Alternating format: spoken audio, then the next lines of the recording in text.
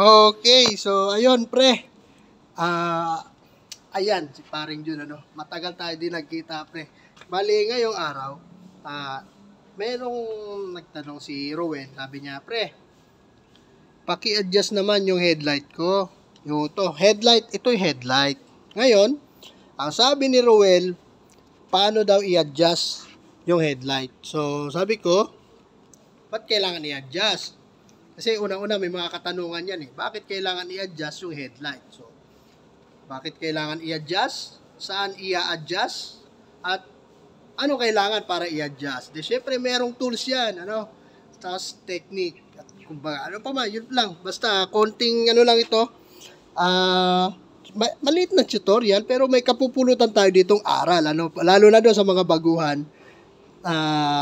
Now, hindi pa nila alam kung paano at saan ito isinasagawa. Yung pag-adjust ng ating headlight ng ating Honda TMX Supremo. Yan. Tara, adjust na natin. So, sa pag-a-adjust niyan, kung bakit daw i-adjust, ang sabi niya pre, yung bato ng ilaw ko, kahit naka-low, mataas yung bato ng ilaw. So, ibig sabihin, yan, yung bato ng ilaw niya, sa halip na pababa, mataas daw. Kaya niya i-adjust, iaakit niya ng bahagya. So, from ganyan, iaakit niya natin ng paganon. Yan. Gaganon natin. Pagbaba, paganyan naman yan siya. So, yun na senaryo. At kung paano, syempre, meron lang yan tornilyo dito. Ayan, ano, sa likod ng motor, sa likod ng head, meron yan dito. Ito yun. Dito yon. Angat mo muna to pre. Yan.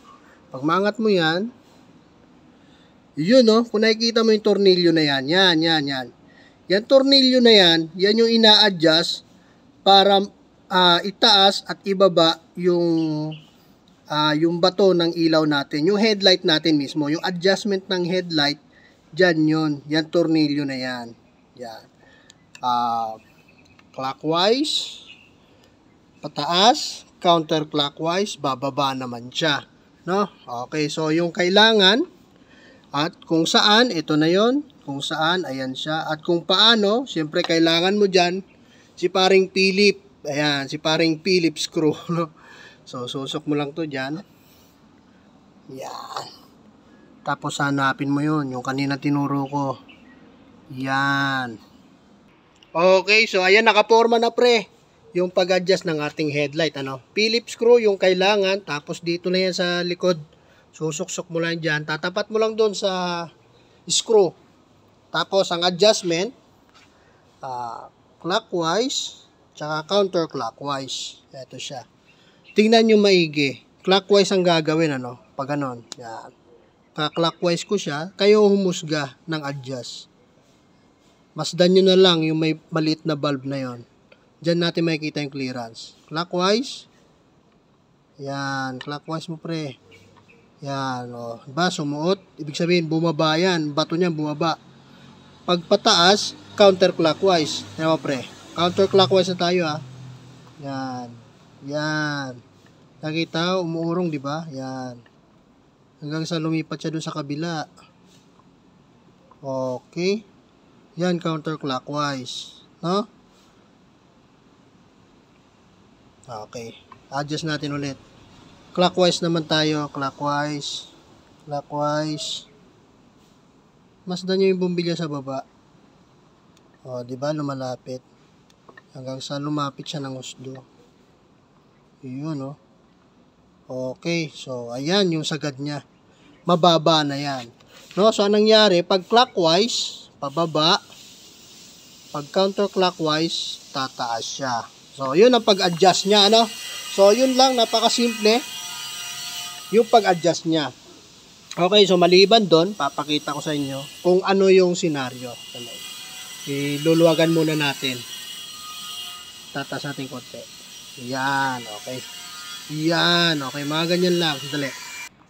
Okay, so, bakit nga ba kailangan natin i-adjust yung ating kumbaga alignment or position ng ating headlight, no? Yung ating low beam at high beam, no? So doon kasi syempre importante rin 'yon. hindi maganda pre na yung low beam mo pa lang nakataas na. So kawawa naman yung mga kasalubong mo, no? Pangit sa pagmamaneho lalo na sa gabi, yung mga kasalubong mo may ma-encounter na nakataas yung ilaw mo, nakataas yung ilaw ng kasalubong, masakit yun sa mata. So may technique doon, lilingon ka ng bahagya sa kanan o kaya kanan kasi kasalubong pakanan, lingon ka bahagya, pero seconds lang yon, 1-2 seconds lang. Pero nakatutok, ang pangit tsaka masama. Kasi alam mo yun pag nababaran ka ng ilaw sa mata, tapos paglagpas ng ilaw na yon, drive ka, di ba? Paglagpas ng ilaw na yun, nakatutok sa mata mo, pag alis niyan, wala kang makikita. Na-encounter ko na yun ilang beses na. Kaya tingnan nyo sa daan, sa kalsada, kapag kami naka-high beam, bombahan rin natin. Kasi may passing light ito May passing light yung ganitong motor, ano? So, yun yung bagay kung bakit natin i-adjust kasi importante yon.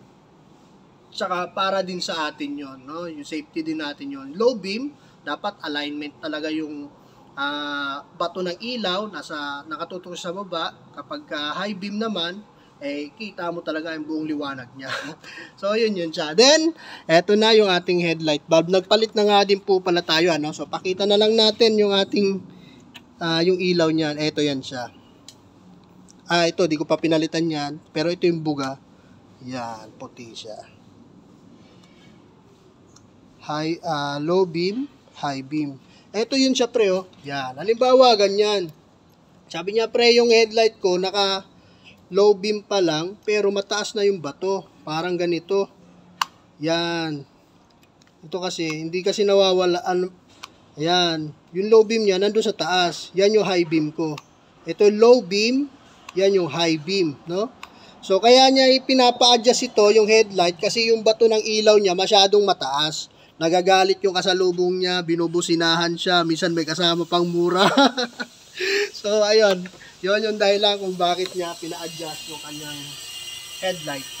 No? So, ayun lang. Ganun lang naman kasimple yung pag-adjust ng headlight natin, pre. At sana may naibigay na ideya. So, ayun lang. Dito lang yon. Si Phillips screw lang kailangan mo. Then, adjust ka lang. Clockwise. At saka counterclockwise. Tingnan mo yung bato ng ilaw. Kung anong mas maganda yan. High beam, low beam. Ano? So, yun lang. Ganun lang kasimple pag-adjust. At thank you. Salamat. Bye-bye.